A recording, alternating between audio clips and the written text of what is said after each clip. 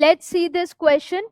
Post-mitotic phase of the cell in which active synthesis of RNA and proteins takes place is option A S phase, option B amitotic phase, option C G2 phase and option D G1 phase.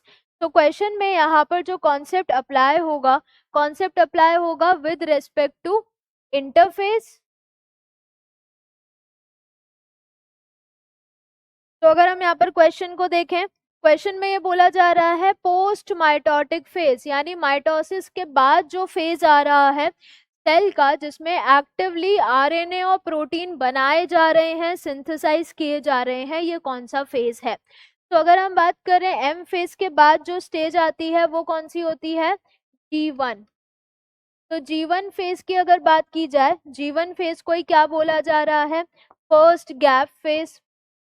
First gap phase एक नाम इसका ये हो जाएगा कि M phase के बाद हो रहा है, एम फेज के बाद G1 SG2, तो एम फेज के बाद है तो इसके लिए दूसरा नाम क्या है, पोस्ट माइटोटिक फेज, क्योंकि माइटोसिस के बाद हो रहा है और यही हमें क्वेश्चन में गिवन है पोस्ट माइटोटिक फेज. और ये एस फेज के पहले होता है, G1 फिर एस फिर G2. तो एस फेज डीएनए रेप्लिकेशन का है तो उससे पहले हो रहा है, तो pre DNA synthesis phase, pre DNA synthesis phase हो गया. तो अब यहाँ पर ये पोस्ट माइटोटिक फेज वो है जिसमें क्या हो रहा है, एक्टिवली आरएनए बहुत सारे and protein, RNA and proteins are synthesised. और ये आरएनए और प्रोटीन इसलिए बनाए जा रहे हैं ताकि सेल आगे डीएनए रेप्लिकेट करे एंड उसके बाद और आगे एम फेज में सक्सेसफुली काम कर सके.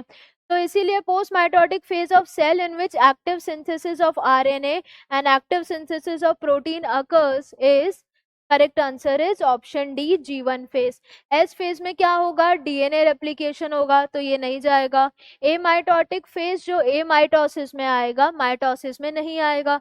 G2 फेज जो है उसमें यहाँ पर ये सब चीजें नहीं होगी और ये पोस्ट माइटोटिक फेज भी नहीं है, ये प्री माइटोटिक फेज है, यानी माइटोसिस के पहले होगा. कौन सा, G2 फेज. हमसे पोस्ट माइटोटिक पूछा गया है, so correct answer is option D, that is G1 phase.